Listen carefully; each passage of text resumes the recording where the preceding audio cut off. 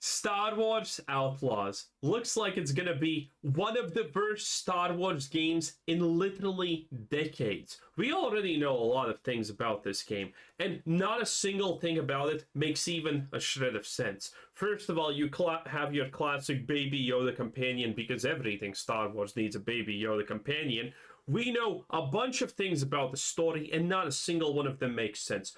You are in the Outer Rim. You are an illegal business doer, and you are currently being hunted and targeted by one of the biggest names in all of the outer underground in the Outer Rim. And your way out of it is to break in his palace and steal something from him, and then give it back to him so he doesn't no longer target you some magically how. Yeah, that makes perfect sense. You are one of the most well-known evildoers and smugglers, or whatever the hell you're supposed to be, in the Outer Rim. Your notoriety is ludicrously high. Everyone knows who you are, except when you go to a new planet and they tell you that they don't know who you are, and then you need to do side quests before you can continue the main story mission. Nothing about Star Wars Outlaws looks good currently. Well, we just got back from playing Star Wars Outlaws. By the time you see this video, Ubisoft Forward will have happened, and I'm not sure what will be shown at that. You might see gameplay, you might not. They wouldn't tell me what was being shown at the showcase, but Jacob and I both got to play roughly 45 minutes to an hour of Star Wars Outlaws across three different missions. We got to try kind of a big set piece. Did they get also to play the mission that you're supposed to, pay $30 extra? I hope they did. Exploration-based mission. We got to play a more combat, stealth-oriented mission, and then we got to do a mission where we were going on it, like we were on a spaceship, and then we got into our ship, and then we took off into space, had kind of a dogfight, and then seamlessly landed on a planet. It's pretty. Okay, from what I'm seeing in this 0.5 seconds of the dogfight. Landed on a planet. It's pretty cool, and I have some thoughts. Oh, wait, need to go a little bit more back here. Dogfight, and then. This looks bad. This already looks extremely bad. Look at this. It feels like the lasers are. Where are the lasers going from? Where are the. What is going on here? This looks awkward. And then you hit the TIE fighter, and it's like, okay, stuff's happening, I guess? And seamlessly.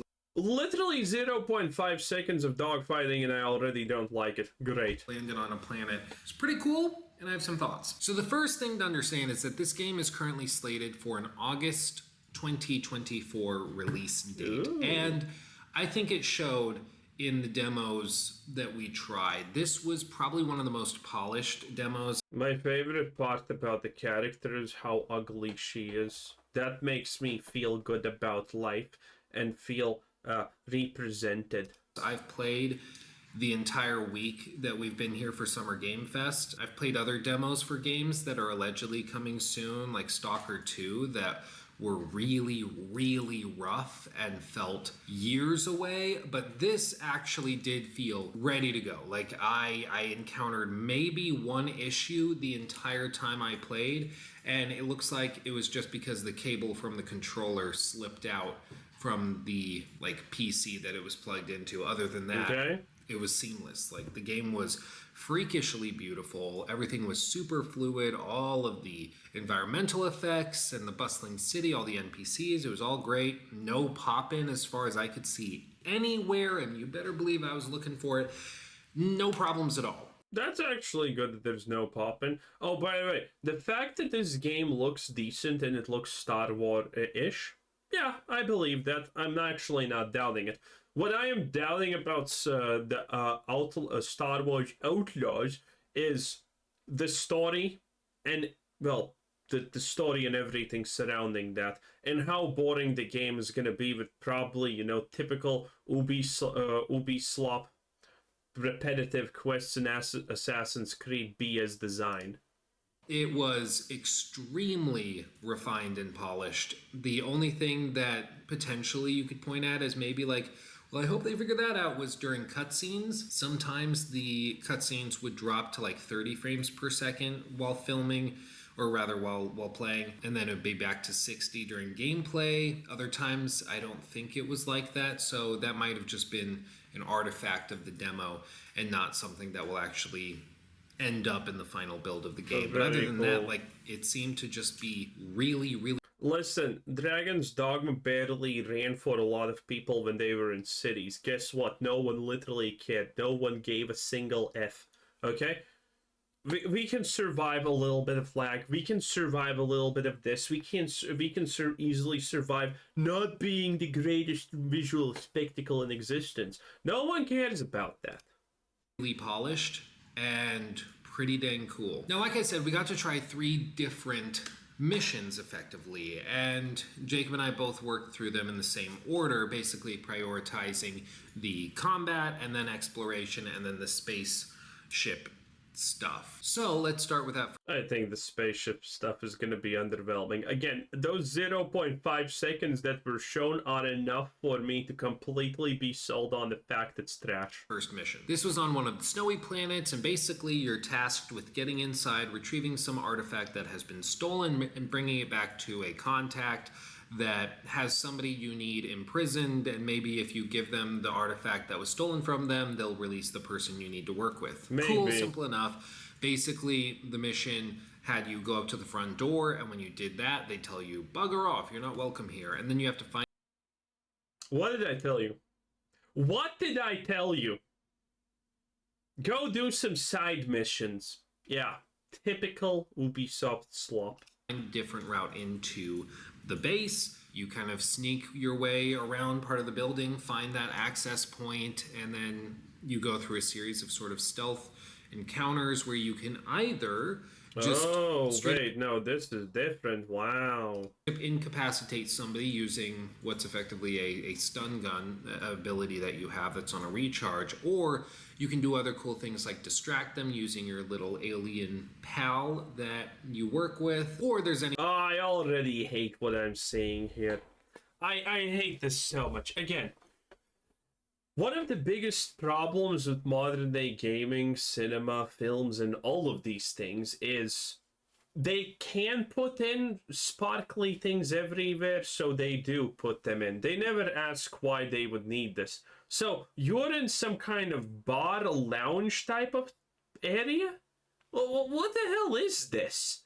It doesn't look like it at all. Like, what is this? Unfinished, apartment of a 21-year-old girl who still hasn't painted everything white for some reason?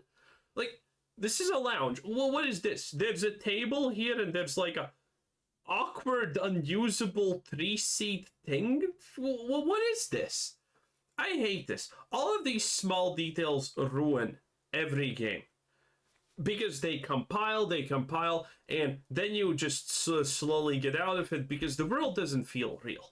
The world doesn't feel lived in. The world just seems put there out of whim. There is no love, no detail, no anything put into this room. Like, look at this. Any other... What's the point of these curtains? They don't even fucking close. What's the point? Number of opportunities and possibilities at your disposal. It was fair. Oh, look at that. And now we see a little bit of the gameplay. This is great. This is your baby Yoda pet, right? Number of Look at that. Opportunities and possibilities. Look at that. This gangster sees some kind of thing. Just why doesn't he just go up to it and kick it away? Like, he's a gangster. He doesn't care. He probably murders children. And what is this? And why are you pulling out your gun for no reason also? Like, again, none of this makes sense, and I hate it. I hate games that just can't even be bothered to actually think for a second about these minor details. Imagine how better this would be if the thing just, magically, dies, and then this guy gets distracted. He's like, the hell is this? And he just... Why is he pulling out his gun? It makes no sense. Again, I hate these. Imagine how better this would be if this was realistic. Or disposal. It was fairly linear. I would not say that this is on the level of, like, Dishonored or Hitman or anything like that in terms of encounter variability. There might be 2 or 3 ways of dealing with something, and sometimes that may be as simple as stealth or you shoot it out. But that's okay. Okay, so there are effectively no ways. This is a thing they do a lot nowadays.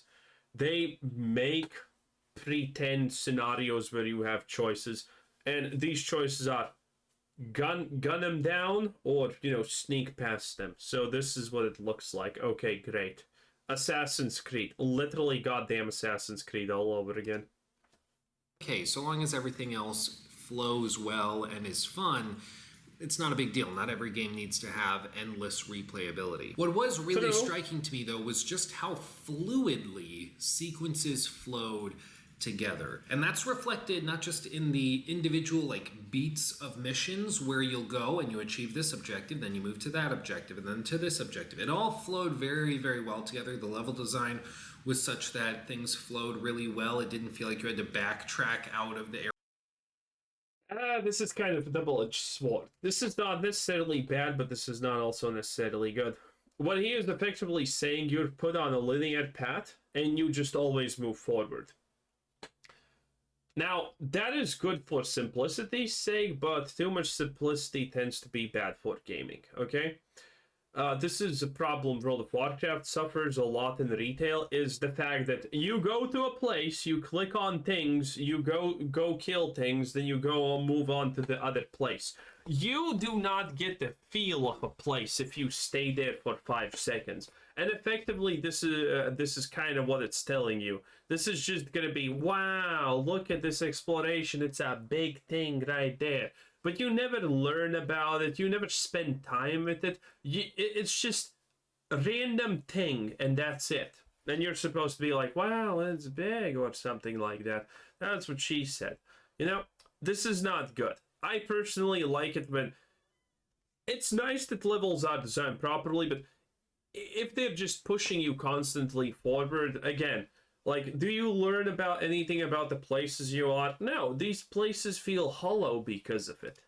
Area you just were in to move on. It felt like everything just moved very fluidly towards the next. Instead, it felt like things all just very fluidly drifted from objective to objective, thing to thing, and it worked really, really well. One of the other ways it was AKA guided like a hoverless child. Really fluid was, of course, with actual traversal and then loading into new areas. There's basically no load screens after you get into the game and you're actually playing. Even cool. During the last mission we did, where we're on a space base, we go and lift the doors and everything, we get into our spaceship, and then we fly out of the space station. We then fight some TIE fighters that are chasing us down, and then we go and aim towards the planet that... God, I hate when they do this shit in Star Wars, where you just randomly escape where you just randomly escape the Death Star, because you know what? Those access points where, things go in and out of, you can't close them. No, it's not like you have an operator probably sitting somewhere up there who can close the fucking doors. Nah, that's impossible. And then we go and aim towards the planet. I think it's just super lazy writing that we're orbiting. So I'm kind of expecting, honestly, a lot of stuff that's okay, we're escaping things that we shouldn't escape this easy. Great. Around, you fly towards it, and eventually it gives you the option to kind of select where you want to land. And when you do that, you click, I want to land at this place.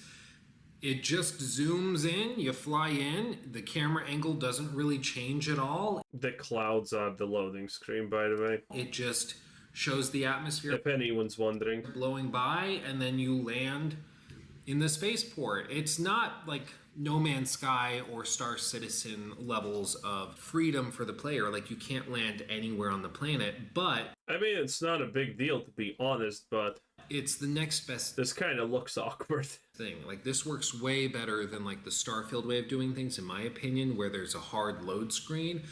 Anything works better than Starfield? Instead, there is basically loading happening, but you're just not. Even the poop I flushed 2 hours ago has more potential than Starfield, okay? Starfield should never be used as a benchmark for anything. Seeing it, and the game doesn't take you out of itself or out of the immersion with a load screen, splash screen. It doesn't do anything. Also, I'm not sure I like this because this feels Starfieldy, okay? If you don't use fast travel optimally, this is unskippable cutscenes effectively. So you need to start moving towards the planet. It opens up a menu where you need to click where you go, and then you go through the loading screen of the clouds, and then you have this. Are you moving yourself here? I can't tell. It doesn't seem like it, obviously, right? Loading happening, but So this is like an unskippable cutscene. It's probably not that bad because, again, loading screens aren't actually a problem in gaming typically.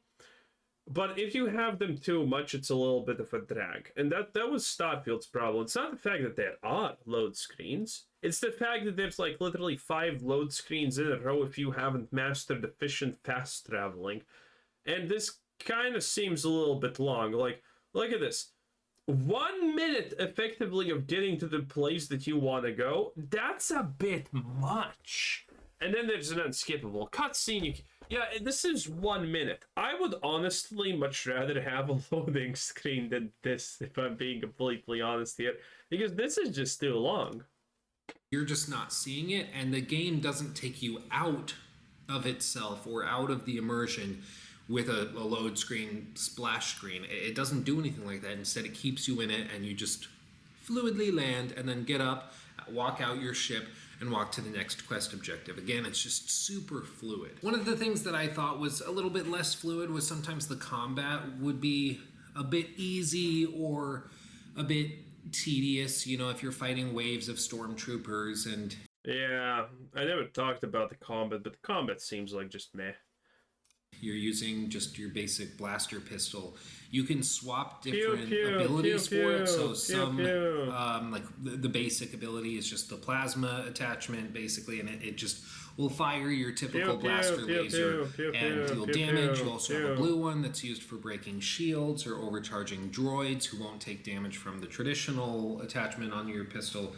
And then there's others that I'm sure they'll talk about more in the future. But that's all interesting. Yeah, I'm not gonna lie, that's kind of not that exciting to watch. And playing it feels different, but this is generic. Interesting, that can shake it up a fair amount, but it doesn't change the core encounters, which are often just your standard like third-person adventure game combat encounters where, oh, we're in an area that has a bunch of little chests to hide behind and use for cover. How convenient, and let's just fight waves of them as they charge towards me and stuff like that. Again, it's not like bad, it's just not innovative or anything. Also, just a small thing, for example, where they're fighting here. So, this is an Imperial Star Destroyer hangar.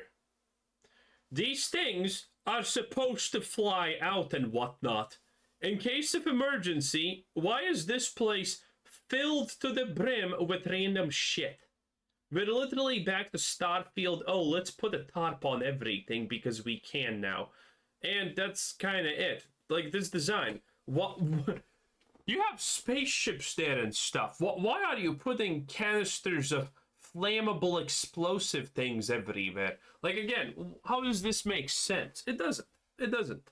Fire your typical and used for cover. How convenient, and let's just fight waves of them as they charge towards me and stuff like that. Again, it's not like bad, it's just not innovative or anything new. But again, so long as it's fun as time goes by, that's okay. But I did ask the dev representative we had with us if the combat was like dialed down in difficulty for the sake of the demo, and they weren't really able to say anything like that, but I certainly got the impression that maybe we were moving so easily through encounters because they turned the dials back just a tad to make sure we could get through everything. But again, I thought I'd just mention it because it's something we all kind of noticed, was that the combat was really easy to work through and chew your way through, but that might have just been the fact that it was a demo. The next mission was one that was focused on adventuring. There was some platforming, there was some climbing and exploration, and it was cool. You're kind of exploring and making your way through a broken down, old dilapidated ship that's falling apart. And by the end of that little mission, the entire ship is collapsing in on itself and falling apart, and you have to try to escape before it completely takes a nosedive. And it was really cool. It was very Uncharted. Sorry, I keep pushing this stool because I'm fidgety. But it was very Uncharted-esque. It worked really well in terms of the set piece. Everybody I talked to felt as though the actual platforming was a little clunky. There was a part where you kind of climb up this web of steel, and then you are expected to jump across two little platforms that kind of shoot forward and then retract into the wall and then shoot forward. And so you have to bounce atop them and get to the other side where there's another wall you can grab onto. But it doesn't automatically gauge the distance. They weren't spaced where you could just push forward on the left stick and then jump and hop and hop. You had to kind of like push forward, jump, let go of left stick, land, and then quickly do it again. And it just wasn't super smooth. It was a little frustrating. And that is the only time I died in my whole demo session, was to a wall that shoots out and can crush you if you miss that jump. And nice. It was just one of those little puzzles that didn't feel good. It just felt weird. Like it felt like maybe this wasn't, it maybe needed another layer of polish, or the timing of how often it would shoot out to give you more time to jump across it. Maybe that was a little off. I'm not really sure, but just stood out to me. And then the third mission, does this game even have boss fights, I wonder? I said, was one where we got our ship, flew it around. Space combat was pretty good. Nothing really to write home about, but also not bad or anything. It just was kind of what you would expect from space combat. And after that, again, seamlessly transitioning down to a planet's surface, landing, hopping up out of your seat and walking down to the next area. Super, super fluid. And it did not feel like a load screen. It felt like you were actually flying through the atmosphere down to the planet's surface. And I thought it was super cool. And honestly, I think more games should approach it this way if they're doing anything sci-fi related, because it's super fluid. Ubisoft. So do you think space combat is even going to be a remotely, meaningful thing in this game? Doesn't seem like it. Shown it's technologically possible for like cross-platform games to pull this off, and I think this should be kind of the standard. If you're going to try to do multiple planets, probably try to do it this way if you're not going to go all the way to like No Man's Sky. Wait. Again, we need to talk about how shitty the concept of doing everything here is. So, from this, I can gauge that this is actually a sequence of events. So, we are in a ship of our enemies, probably a Star Destroyer, right? And then we escape and we go to the planet, and no one's chasing us except like one TIE fighter that randomly decides to off itself, right? And then we land on a planet that most likely has a lot of bad guys that would know and be in search of us, and we're just like, oh yeah, this is cool, this is fine, this is no problem. Real, is this how bad it's gonna be? Higher Star Citizen levels. But other than that, there is nothing really negative to say. I was really thoroughly impressed with how fluid it was. There was a lot of random little garbage to be picked up in the environments, just scattered all over the place. Some of that I would imagine you're going to be able to sell for currency in the Yeah, so there's just a stormtrooper right there, and it's like, it's fine. Game to upgrade your blaster or get cosmetics or something like that. So I fully expect there will be plenty of those mechanics at play here. But all the cutscenes looked really, really good. The only time I had all the cutscenes looked really, really ugly. Any weirdness was in one cutscene where it seemed as though they didn't swap the models for the cinematic variants. It seemed like I went into a cutscene and it kept the gameplay model, because the lip syncing in the cinematics is always really, really good. But in this particular cutscene, it looked like it was just a cinematic camera angle on a gameplay conversation. You know how like cinematics can look great, but then in gameplay, the characters are just, "Hi, it's so nice to meet you. I'm so glad you came here." Like, It sounded like that and looked like that. Maybe it was just me. Maybe it was a bug. I don't know. But that was the only time I encountered anything like that where I felt like maybe that would look bad. But everything else was really just refined and polished and beautiful. And they've put a lot of care into the little bits. What do you mean they put a lot of care into the little bits? Look at this. Beautiful. And why is the purge just, dangling open? You're on a planet of thieves and criminals. Thieves! And your purse is just dangling open. That's not attention to detail. And they've put a lot of care into the little bits of world building and things. I was just genuinely impressed. Like, I really don't think people should sleep on this game. I think this game could be something pretty cool. Of course, the more we find out about it, the better, but I left pretty impressed, which I wasn't really expecting to do. And nothing really. Again, I think the gameplay is going to be pretty generic, but that doesn't mean bad. The gameplay is probably going to be pretty repetitive, but not necessarily bad. The look of the game is probably going to be what you expect from, Star Wars, the cinematic, whatever now, and it's not going to be bad. I think, but the story, I think, is going to be absolutely horrendous garbage. It's not going to make sense. It's going to be full of contrivances, and it's just going to be bad. That is my take on this, which is kind of hilarious. Anyway, that was Luke. Lukey boy. Have a nice day. Bye.